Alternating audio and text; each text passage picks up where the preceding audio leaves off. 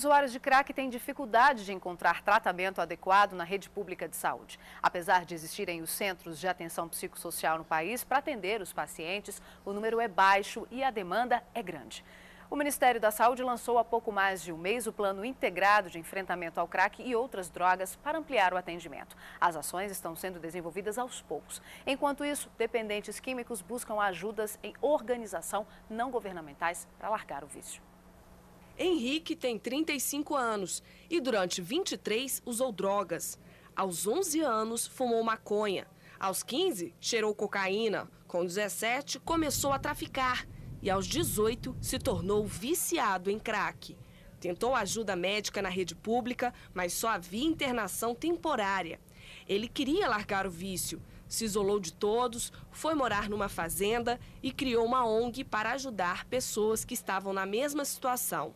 Para ele, o sistema público é precário e não trata os usuários. No hospital público, se tiver um leito, se tiver uma vaga, ele pode ser atendido na emergência imediatamente. Quando ele entra, ele só passa pelo tratamento tomando um anticonvulsivo, né, tomando soro na veia. Assim que ele desperta, o médico, né, pede o leito, pede que ele se retire, porque precisa ter espaço no hospital para atender outras pessoas. Está precisando de uma política da saúde pública voltada exclusivamente para o dependente de crack. O governo federal promete ampliar a rede de assistência aos usuários de crack. Até o fim deste ano, os hospitais gerais devem dobrar o número de leitos para receber os dependentes químicos. Hoje, são 2.500 leitos, mas o objetivo é aumentar para 5.000.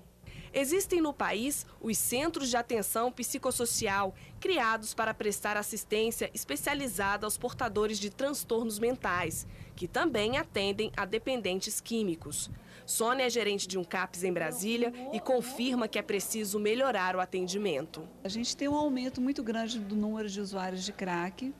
E devido a isso, a procura nos CAPs são muito grande. A gente precisa de abertura de mais CAPs, de casas terapêuticas, de CAPs 3, aonde esses pacientes teriam uma abrangência maior de locais de atendimento.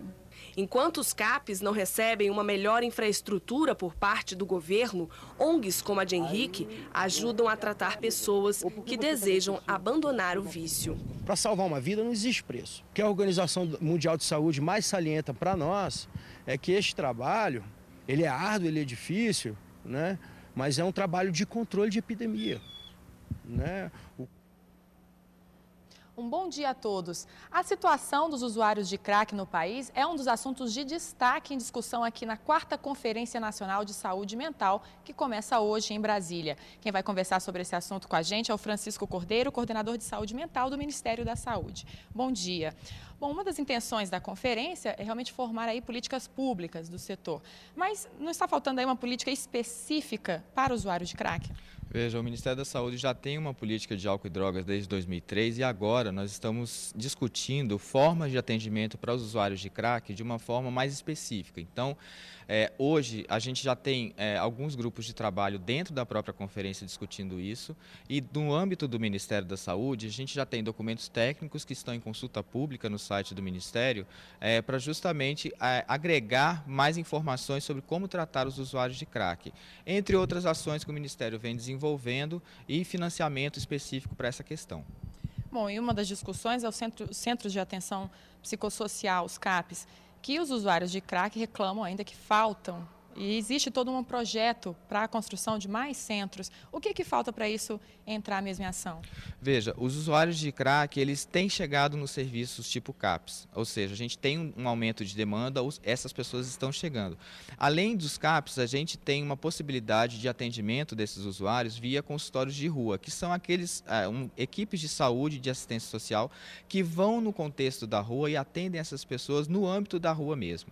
Quer dizer, a gente tem diversas estratégias para atender os usuários de crack, além de alguns planos para transformar os centros de atenção psicossocial, os CAPs, em unidades que funcionam 24 horas. Quer dizer, a intenção do Ministério da Saúde é ampliar as possibilidades de atendimento, seja nos CAPs, seja no âmbito da rua, seja criando mais leitos de internação de curta duração para esses usuários que precisam de internação. Isso tudo junto com um financiamento específico para essas ações, ou seja, o Ministério da Saúde tem tentado ampliar cada vez mais as possibilidades de atendimento e agregando mais financiamento para fortalecer essas redes nos estados e nos municípios. E a reinserção dessas pessoas na sociedade, o que se avançou nessa discussão? Veja, a gente entende que na medida que uma pessoa que é usuária de crack está nos serviços de saúde, isso já é, de uma certa forma, uma reinserção social.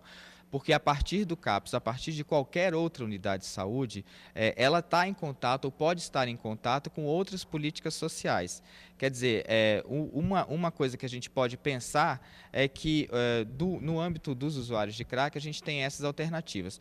Já, por exemplo, para as pessoas que ficaram internadas durante muitos anos em hospitais psiquiátricos, a gente tem, por exemplo, as residências terapêuticas, né, como estão mostradas nessas fotos aqui, onde as pessoas que estavam internadas durante muito tempo passam a sair dos hospitais psiquiátricos, morar em residências terapêuticas, receber um benefício mensal financeiro, que é o do programa De Volta para Casa, e aí sim tocar a sua vida de uma forma mais adequada, né? Tendo o seu espaço, tendo as suas coisas, tendo o seu dinheiro, ou seja, fazendo da sua vida uma forma melhor de viver. Muito obrigada pela entrevista. Os trabalhos da conferência começam hoje e vão até quinta-feira. Se você quiser rever essa entrevista, basta acessar o site tvbrasil.ebc.com.br/repórter Brasil.